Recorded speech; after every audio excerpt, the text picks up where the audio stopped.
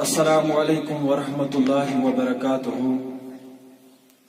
نحمده ونصلی علی رسوله الکریم اما بعد فاعوذ باللہ من الشیطان الرجیم بسم اللہ الرحمن الرحیم ایاک نعبد و ایاک نستعین اہدنا الصراط المستقیم صدق اللہ المولان العظیم۔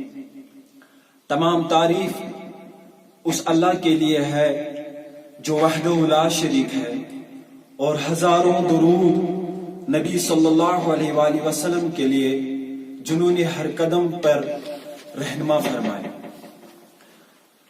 میرا موضوع ہے جوانوں میں بڑھتی ہوئی بہراریں۔ آج کل یہاں دیکھنے کو کیا کیا نہیں ملتا۔ اس پیرواری میں جہاں ایک طرف سڑکوں پر گلی کوچوں اور بس سٹاپوں عاشقوں اور مجنونوں کا تانتا لگا رہتا ہے، تو دوسرے طرف عورتوں اور لڑکیوں کے جلوے جو کسی باایمان انسان کو بھی بہکا سکتا ہے۔ کیا ہوگا ہمارے اس قوم کا جو فخر کے ساتھ کہتے ہیں کہ ہم مسلمان ہیں؟ کون یہاں حقیقی مانون مسلمان کہنے کے لائق ہے؟ ہم بس نام کے مسلمان ہو کے رہ گئے۔ دنیا کے باقی مذاہب بھی ایسی چیزوں کو اجازت نہیں دیتے ہیں۔ ہمارے مسلم عورتیں اور لڑکیاں کیسے کیسے لباس پہن کر پھرتے گھومتے ہیں، گریبان کھلا، بال بکھرے ہوئے ہوتے ہیں۔ قصور صرف ہماری ماں بہنوں کا ہی نہیں بلکہ ان کے والدین، بھائیوں اور شوہروں کا بھی ہے۔ بسوں کا حال دیکھو، مرد اور عورتیں ایک دوسرے کے ساتھ چپکتے رہتے ہیں۔ ایسے حرکتیں دیکھنے کو ملتے ہیں کہ شریف انسان شرم کے مارے پانی پانی ہو جاتا ہے۔ مسلم عورتوں کی سب سے بڑی خوبی ان کا پردہ ہے، لیکن آج کل پردہ صرف نام کا رہ گیا۔ یہ لفظ کتابوں تک محدود ہے۔ مسلم خواتین دوپٹہ تو ساتھ رکھتی ہے، لیکن سر پہ اڑنے کے لیے نہیں بلکہ گلے پر باندھنے کے لیے، اور صرف فیشن کو برقرار رکھنے کے لیے۔ فیشن کا بھوت سر پہ سوار ہوا ہے۔ اے کاش آج ہم میں کچھ شرم ہو، کچھ حیا ہو۔ پردے کی جگہ میک اپ نے لے لی ہے، جس کو دیکھ کر ایسا لگتا ہے کہ کوئی ہیروئن فلم کی شوٹنگ پر جا رہی ہے۔ مسلم عورتوں نے مغربی روایات اپنا لی ہے، جس کی وجہ سے شرم و حیا کی دھجیاں اڑ گئی ہے۔ باقی کثر ٹیلی ویژن اور ہندی فلموں نے پوری کر دی ہے۔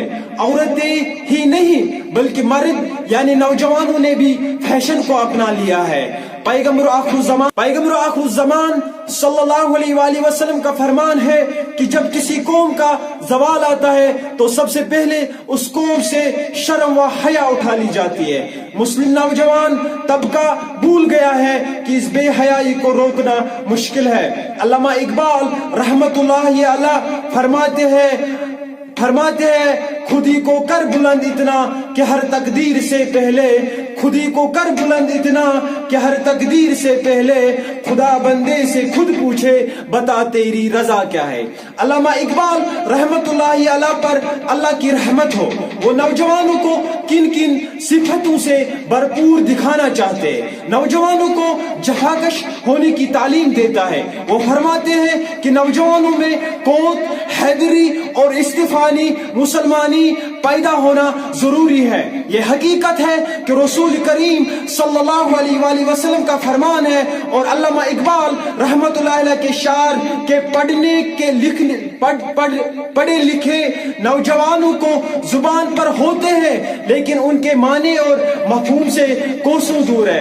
محسن انسانیت صلی اللہ علیہ وآلہ وسلم کی خلق اور عظمت کا تو ہماری نوجوان دم بھرتے ہیں، لیکن ان کی دی ہوئی تعلیم سے منہ موڑتے ہیں. نوجوانوں نے دنیاوی عیش و عشرت کا سامان جمع کیا ہے مگر آخرت کے لیے کچھ نہیں کیا ہے. یہ کتنی افسوس کی بات ہے کہ جس امت کے ہم فرد ہیں اس امت کے رسول صلی اللہ علیہ وآلہ وسلم، خلفائے راشدین اور صحابہ کرام رضی اللہ تعالیٰ عنہ چٹائی پر سوتے تھے اور کچھ ملتا تھا وہ اللہ کی راہ میں غریبوں میں تقسیم کر دیتے ہیں. ہم آج اسی کا دم بھرتے ہیں لیکن ان کی تعلیم سے کوسوں میل دور ہے. ہم غریبوں کو ٹھوکریں مارتے ہیں مگر فلم دیکھنے کے لیے خوشی سے روپیہ خرچ کرتے ہیں. مسلم نوجوانوں کو چاہیے کہ وہ محنتی اور جفاکش بن جائے اور سادگی کے ساتھ قوت برداشت پیدا کرے. کلام پاک کو ریشمی غلافوں اور الماریوں میں رکھنے کے بجائے صبح و شام اس کی تلاوت کرے اور اس کے مضامین کو پڑھ کر غور و فکر کرے. مگر افسوس ہم کو اس بات کا احساس بھی نہیں ہے کہ رسول اللہ صلی اللہ علیہ وآلہ وسلم کا ارشاد ہے کہ قرآن کریم سے غفلت مت کرو، شب و روز اس کی تلاوت کرو، اس کو عام کرو اور پھیلاؤ. اس کے برعکس ہمارا یہ حال ہے کہ ہم دن بھر فلمیں گانے گاتے ہیں، افسانوں اور ناولوں کو پڑھتے ہیں مگر کلام پاک پڑھنے کے لیے ہمیں فرصت نہیں ہے. فرائض اسلام میں نماز کو جو اہمیت حاصل ہے وہ کسی سے پوشیدہ نہیں ہے لیکن نوجوان اس سے بالکل بے خبر ہے، اذان سے بھاگ جاتے ہیں. ہم نوجوانوں سے مغربی طرز عمل اختیار کرتے ہیں، لباس، چال و ڈال وغیرہ سب اسلام کے خلاف ہے. ہمارے اسلام نے کبھی بھی فلموں کا طرز معاشرت اور تہذیب و تمدن اختیار نہیں کیا ہے. میرے عزیز ساتھیوں، اگر ہم چاہتے ہیں کہ ہماری عظمت واپس آ جائے تو اب بھی سدھرنے کا موقع ہے.